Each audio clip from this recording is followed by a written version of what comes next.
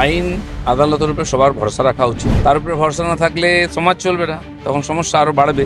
রাজনীতিকে পুরোপুরি হিংসাযুক্ত, দুর্নীতিযুক্ত করা হয়েছে ধীরে ধীরে।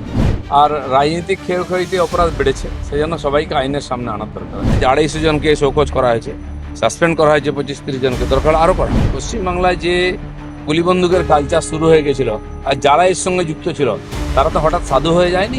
অভিষেকের আত্মসহায়ক সুমিত রায় অবশেষে আত্মপ্রকাশ করলেন। ভবানী ভবনে সিআইডির ডাকে শালবনী মামলায় হাজিরা দিলেন। আইন আদালতের উপরে সবার ভরসা রাখা উচিত। তার উপরে ভরসা না থাকলে সমাজ চলবে না, তখন সমস্যা আরো বাড়বে। কেন এসেছেন ভালো কথা, যদি নির্দোষ হন তাকে আদালত তাকে নির্দোষ করে দেবে। দাদা, মালদায় মোথাবাড়িতে তৃণমূল কর্মী খুনের অভিযুক্ত হচ্ছে কংগ্রেস এবং কংগ্রেসের ব্লক সভাপতি দুলাল শেখ এবং তার ভাই ফিরোজ শেখের বিরুদ্ধে অভিযোগ মৃতের পরিবারে। রাজনীতিকে পুরোপুরি হিংসাযুক্ত, দুর্নীতিযুক্ত করা হয়েছে ধীরে ধীরে। তার জন্য কে কোন পার্টির বড় কথা নয়, এটা একটা অপরাধ। আর রাজনীতিক খেয়ে অপরাধ বেড়েছে, সেই জন্য সবাইকে আইনের সামনে আনার দরকার আছে। ইসলামপুরে সাসপেন্ড করা হয়েছে তোলাবাজির অভিযোগে, সেক্ষেত্রে আজকে যে ভারতীয় জনতা পার্টির মধ্যে থেকে ডিসিপ্লিনের বাইরে গেলে বা আইনের বাইরে গেলে পার্টি তার বিরুদ্ধে ব্যবস্থা নেয়, সেটা আমরাই একমাত্র করতে পারি। এটা করা হয়, 250 জনকে শোকজ করা হয়েছে, সাসপেন্ড করা হয়েছে 25-30 জনকে, দরকার আরো করা।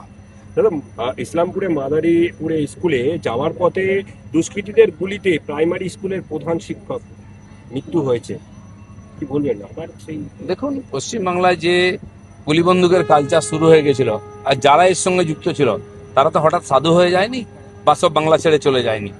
চলছে কিছু কিছু, কিন্তু সরকারের যে স্টেপ, সরকারের যে অ্যাক্টিভিটি, সেটা দেখতে হবে যে সরকার কি করছে। বারুইপুরে যে ঘটনা ঘটলো, একটি মেয়ের উপর অত্যাচার, 24 ঘন্টার মধ্যে দোষীকে ধরা হয়েছে, এনকাউন্টারও হয়েছে। যদি এই ধরনের অ্যাক্টিভ সরকার 10 বছর আগে হতো, তাহলে এত অপরাধ বাংলায় বাড়তো না। আমরা সেটা চেষ্টা করছি যাতে অপরাধ কম হয়।